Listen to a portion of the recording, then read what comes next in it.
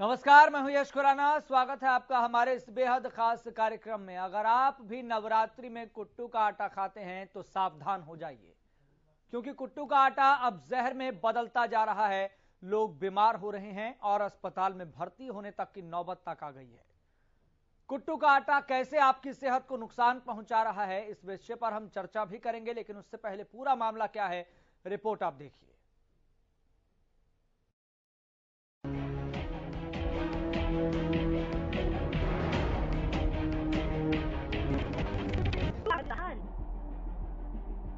लोगों की जान पर आफत बना कुट्टू। अंबाला, करनाल, यमुनानगर में लोग बीमार। नवरात्रि के दिनों में घर घर खाया जाने वाला कुट्टू का आटा अब जहर बनकर लोगों की सेहत पर अटैक कर रहा है। कुट्टू का आटा खाने से लोगों की तबीयत बिगड़ने के मामले कई जिलों से सामने आ रहे हैं। हरियाणा के अंबाला, करनाल और यमुनानगर में कुट्टू का आटा खाकर कई लोग हॉस्पिटल पहुंच गए। अंबाला में एक ही परिवार के 4 लोगों की तबीयत बिगड़ी। अंबाला में कुट्टू का आटा खाने से एक परिवार के 4 लोगों की अचानक तबीयत बिगड़ गई, जिसके बाद सूचना मिलने पर उन्हें इलाज के लिए सिविल अस्पताल में पहुंचाया गया। इस टाइम इमरजेंसी मेडिकल ऑफिसर हूँ पोस्टेड, और रात से अब तक यहाँ पर 49 पेशेंट्स आ चुके हैं, जिनमें से 46 स्टेबल हैं और वो घर जा चुके हैं। और 3 कुट्टू के आटे के खाने के बाद उनकी तबीयत थोड़ी ख़राब हो गई थी, तो उससे आए हैं। 46 ठीक हो गए, वो जा चुके हैं। और 3 हमने ऑब्जर्वेशन के लिए रखे हुए हैं। स्टेबल हैं वो भी, उनमें भी कोई वो नहीं है, बट लेकिन हमने ऑब्जर्वेशन के लिए अभी एडमिटेड रखे। करनाल में 20 से ज्यादा लोगों की तबीयत खराब। वहीं करनाल में भी कुट्टू का आटा खाने से शहर और ग्रामीण क्षेत्रों के 20 से ज्यादा लोगों की तबीयत बिगड़ गई। आनन फानन में सभी को घरौंदा के सरकारी अस्पताल में भर्ती करवाया। नवरात्रि की पहली रात को ही कई लोग अस्पताल पहुंच गए। आजकल रात को 12:30 बजे आने पेशेंट शुरू हो गए थे, तो सेम दिक्कत आती, वोमिटिंग थी, डायरिया था पेशेंट को, ठीक है। और हमें चेक किया तो बीपी भी डाउन था पेशेंट। ऑलमोस्ट सभी पेशेंट को सेम ही दिक्कत थी। तो कितने पेशेंट आए हैं? अप्रोक्स मान लो 18 से 20 पेशेंट आए हैं और 2 से 3 पेशेंट रेफर किए जी। तो सबकी हालत कैसी है अभी जो यहाँ पे तो स्टेबल है पेशेंट, लेकिन दिक्कत सबको सेम। यमुनानगर में कई लोगों की हालत बिगड़ी। यमुनानगर में भी कुट्टू के आटे का खाना खाने से कई लोगों की हालत बिगड़ गई। यहाँ छोटा मॉडल टाउन में कई लोग बीमार हुए। इन्होंने आज व्रत के लिए हमने आटा लाए थे व्रत वाला, तो मेरे घर में मेरी मिसेज ने और आंटी हैं हमारे घर बुजुर्ग, उन्होंने खाया और दोनों ही अनकॉन्शियस हो गए, हाथ पैर उन्होंने छोड़ दिए। और यहाँ इनको तो मिसेज को तो यहाँ एडमिट कराया, और आंटी ज़्यादा सीरियस थी, उनको जेपी में लेके गए हैं, आईसीयू में लिया उन्होंने। दिन है तो सभी की एक ही हिस्ट्री है कि सवा का आटा जो वाइट वाला होता है ना, वो आटा सभी ने खाया हुआ है। तो जितने भी पेशेंट्स हमारे पास आ रहे हैं, सभी के सभी वॉमिटिंग्स और हेडेक और चक्कर, सबसे इम्पॉर्टेंट चीज़ है ट्रेम्बलिंग है, सभी लोग कांप रहे हैं, कंपन बहुत ज़्यादा है। तो सभी को हम फ्लूइड्स और सब चीज़ों से मैनेज कर रहे हैं। कुछ पेशेंट सेटल हो चुके हैं, कुछ को हमने डिस्चार्ज भी कर दिया है, और कुछ पेशेंट्स अभी आ रहे हैं हमारे पास। एक फैमिली के 3 मेंबर, 3 के 3 इकट्ठे आ रहे हैं, पूरी फैमिली भी आ रही है। लगभग हमने 15-20 लोगों को तो ट्रीट कर दिया है, और कुछ को मेडिसिन दी है, क्योंकि बेड फुल होने की वजह से हमें कुछ को रेफ़र भी करना पड़ा आगे और हॉस्पिटल्स। हाँ, एक पेशेंट। अब आपको ये बताते हैं कि जानलेवा कुट्टू खाने से लोगों को किन किन परेशानियों का सामना करना पड़ रहा है। किसी को कपकपी महसूस होने लगी, किसी को उल्टी और दस्त शुरू हो गए, कोई जीभ मचलाने की समस्या से परेशान हुआ। शनिवार को नवरात्रि का पर्व शुरू हुआ। श्रद्धालुओं ने दुर्गा माँ की उपासना कर संध्या के समय कुट्टू के आटे से बने पकवान खाए, जिसके बाद वे आधी रात को ही अस्पताल पहुंच गए। किसी का बेटा बहुत बीमार हो गया, तो किसी का बच्चा, तो किसी का पति। कुछ बुजुर्ग भी अस्पतालों में इलाज करवा रहे हैं।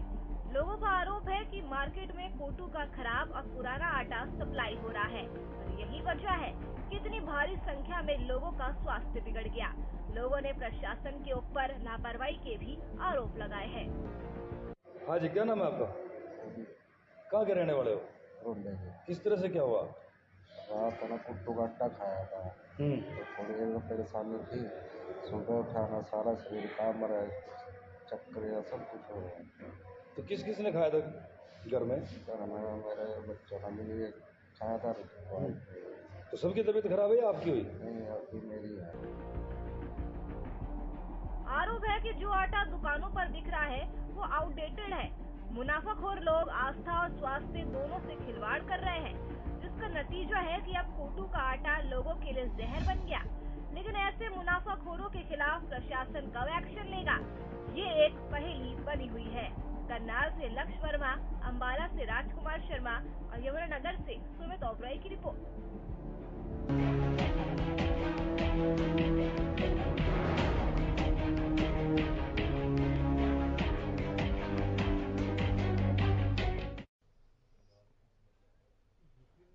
तो कुट्टू का आटा कैसे कहर बरपा रहा है, कैसे स्वास्थ्य पर असर डाल रहा है, और ये असर नकारात्मक है।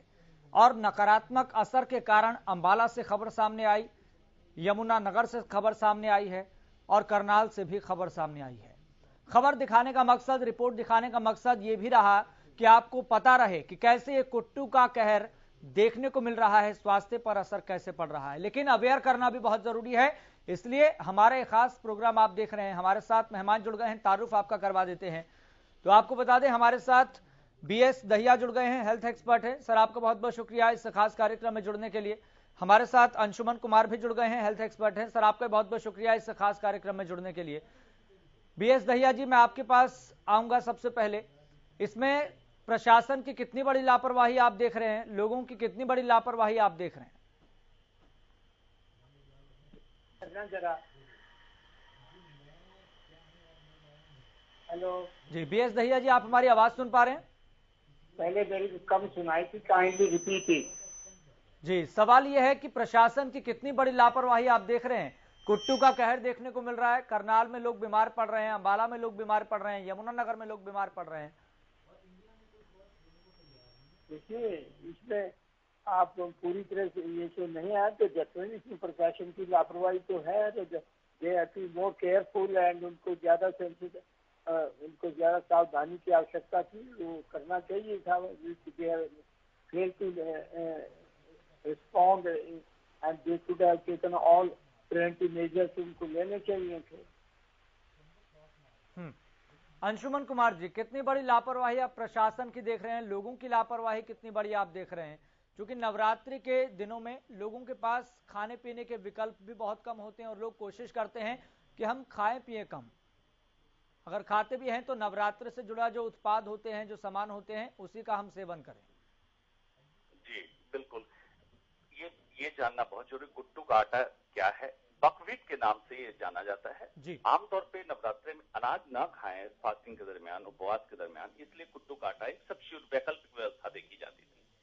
अब जो आपने बात पूछी कि प्रशासन की कितनी लापरवाही और व्यक्तिगत हम लोगों की कितनी लापरवाही, देखिए भारत में खाद्य पदार्थ में मिलावट या खाद्य पदार्थ का नैतिकता और नीति के तहत रख रखाव की कमी हर समय देखी गई है। नवरात्रि की ही घटना नहीं है, नवरात्रि में हर साल ये घटना हो रही, कुट्टू के आटे की मिलावट वाली घटना। तो इसमें दो समस्या है, एक कुट्टू के आटे मिलावट, दूसरा कुट्टू का उत्पाद कुछ खास जगहों में ही होता है, जैसे हिमाचल, उत्तराखंड, ऐसी ठंडी वाली जगह में। तो इसका सप्लाई डिमांड रेशियो जो है, जितनी जरूरत है उतनी सप्लाई क्या उत्पाद हम कर पाते हैं? इसके चक्कर में व्यापारी लोग क्या करते हैं, इसकी होर्डिंग करते हैं, रोक लेते हैं कुट्टू के आटों को या कुट्टू को, और नवरात्रि आने के समय इसकी पिसाई करते हैं। इसी दरमियान इसमें फंगस ग्रो करता है, जिसके कारण फूड पॉइजनिंग, जिसके पेट में दर्द, उल्टी, दस्त या और भी समस्या, लोग बीमार होते हैं। लापरवाही दोनों पे है। व्यक्तिगत तौर पे जरा दर्शक जो सुन रहे हैं वो सोचें, हम लोग कितने जागरूक हैं खाने की चीजों के लिए। हम कहाँ देखते हैं कि इसका पैकेजिंग कब हुई, क्या इसमें कोई सर्टिफाइड गवर्नमेंट का मार्क लगा है नहीं लगा है, या किस चेतन अवस्था में हम सामान खरीदते हैं। प्रशासन की लापरवाही। फिर प्रशासन है किस लिए, जब हर चीज इंसान को खुद ही करना है। ड्रग मिनिस्ट्री होती है, जिसका काम ही यही चेक करना है कि उत्पाद सही और उचित स्वास्थ्य लाभ के लिए पब्लिक तक पहुंच रही नहीं पहुंच रही, ये ध्यान देना प्रशासन का काम है। तो लापरवाही दोनों स्तर पे है और ये बिल्कुल मानना पड़ेगा। बीएस दहिया जी, कुट्टू के आटे को लेकर हम बात कर रहे हैं कि कैसे स्वास्थ्य पर असर डालता है। ये अंबाला से खबरें आई बता रही है, यमुनानगर से खबर आ रही बता रही है, लेकिन ये कुट्टू का आटा तो लोग खुले में भी खरीदते हैं। अब उसमें पैकेजिंग की डेट क्या है, कब ये बना, कब आया, ये इसके बारे में तो कोई जानकारी होती नहीं है। लेकिन हमें कैसे पता लगा सकते हैं कि ये कुट्टू का जो आटा है ये पुराना है, कैसे हम पता लगाएं? इसके बारे में भी कोई जानकारी लोगों को नहीं होती है, लोग अवेयर नहीं होते हैं।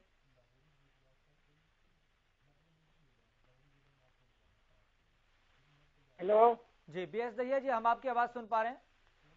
भाई मेरे को बिल्कुल आपकी आवाज ऑडिबल नहीं है। जी ठीक है सर, हम अपनी टीम को बोलते हैं, वो बिल्कुल तुरंत दुरुस्त करेंगे आवाज। हमारे साथ अंशुमन कुमार भी लगातार जुड़े हैं। बीएस दहिया जी, मैं आपके पास लौटूंगा।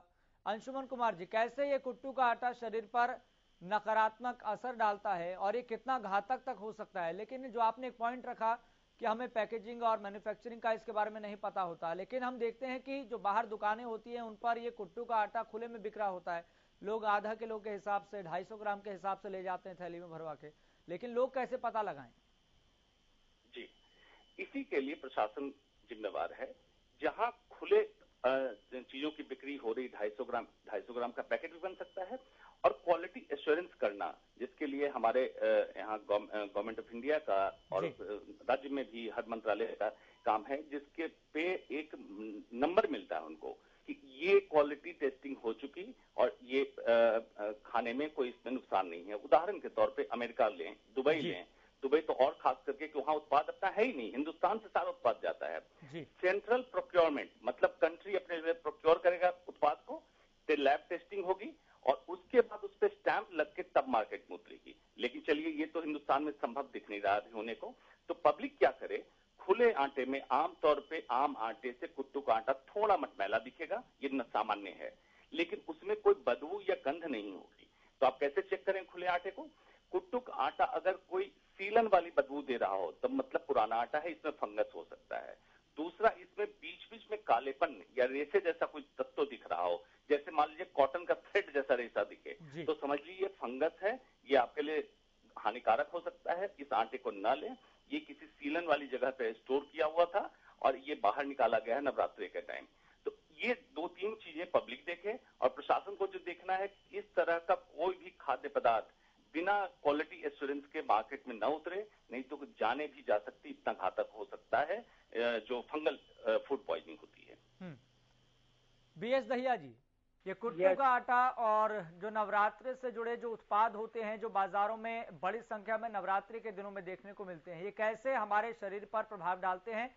नकारात्मक प्रभाव कैसे डालते हैं? अगर पुराना है तो उसका प्रभाव अपना है।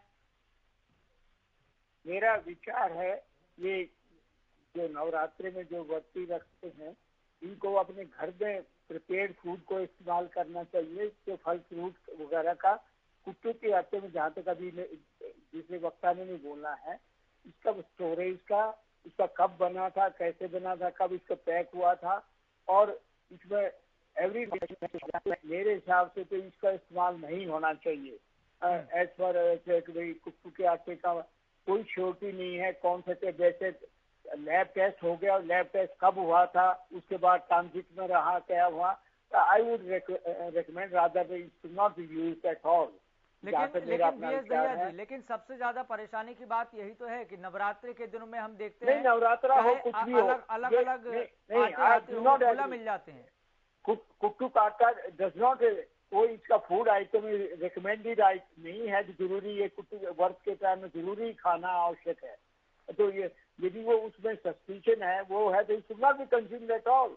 और इसका डेफिनेटली इसका फिर ऑन द स्पॉट टेस्टिंग करना चाहिए। ये नहीं कि आज से 2 महीने पहले उसका लैब में बन के टेस्ट हो गया, कब पैक हुआ, कैसे हुआ, ये तो 2 दिन पहले ही फंगस इसमें डेवलप हो सकती है। तो इसमें तो डेफिनेटली, इसमें मेरे हिसाब से तो पब्लिक टू बी एडवाइज, अब इसको ना इस्तेमाल, जब 1-2 घटनाएं हो जाती हैं तो उस टाइम पे इमीडिएटली फौरी जनरल एडमिनिस्ट्रेशन एज स्वास्थ्य विभाग को चाहिए कि इसका फिलहाल के लिए आप टाल दें और इसका इस्तेमाल ना किया जाए। लेकिन बीएस दहिया जी, ये बात केवल अगर हम देखें, अगर ऊपरी तौर पर देखें तो ये बात केवल कुट्टू के आटे तक सीमित नहीं है। नवरात्र से जुड़े और भी बहुत से उत्पाद आते हैं, बहुत से प्रोडक्ट आते हैं, वो भी अगर खुले में बिकते हैं तो ये तब भी लोगों के लिए घातक है। लोग कैसे पता लगाएंगे? नहीं, इसी वास्ते मैं कहता हूँ होममेड चीजें हैं तो होममेड जो भी है, इससे फल फ्रूट है, होममेड दूसरे आइटम्स है, वो इस्तेमाल करने चाहिए कि ना कि स्ट्रीट फूड के या मार्केट बेस्ड चीजें नहीं इस्तेमाल होनी चाहिए, जो कि जिनकी कोई रिलायबिलिटी नहीं है, जिनके सोर्स का मालूम नहीं है। दो शुड नॉट बी यूज, उनका इस्तेमाल नहीं होना चाहिए। पब्लिक टू बी एडवाइस इसके मुताबिक। फिर कॉस्ट फॉरबिडिंग है, लोग सस्ता लेने की फिराक में रहते हैं, जिससे कि वो ट्रैप में आ जाते हैं और इस प्रकार से वो फिर उनकी सेहत से हानिकारक सिद्ध होता है और वो बीमार पड़ जाते हैं और sometimes it can prove fatal also.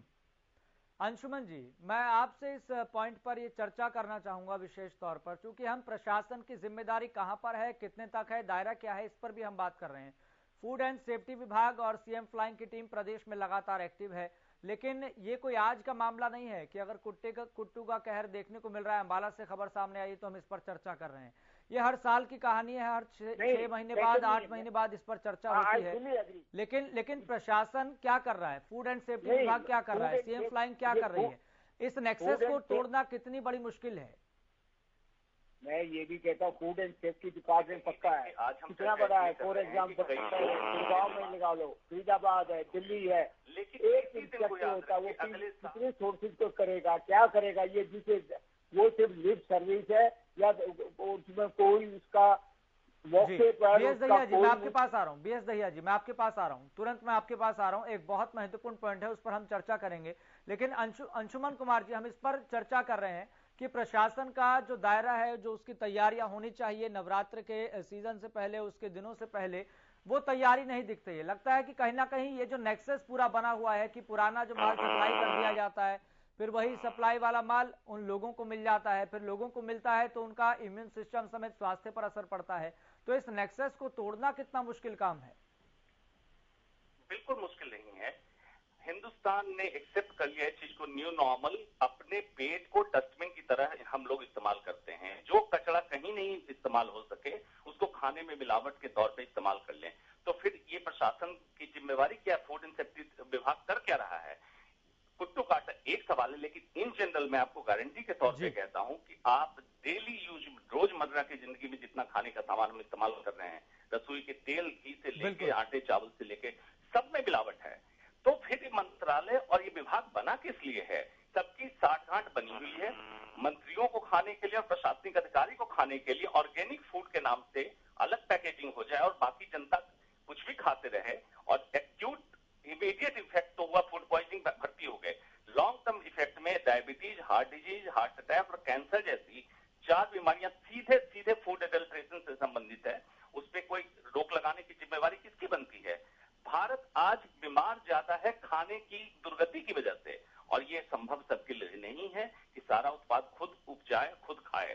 तो इसलिए सरकार या सरकारी तंत्र इसी समय काम आता है कि इस पे लगाम लगाए, नकेल कसे और एक एसओपी बोलते हैं, स्टैंडर्ड ऑपरेटिंग प्रोसीजर, कि पब्लिक तक खाद्य पदार्थ जो पहुंचेगी उसको कैसे आप निगरानी के तहत पहुंचाएं ताकि किसी को कोई नुकसान ना पहुंचे।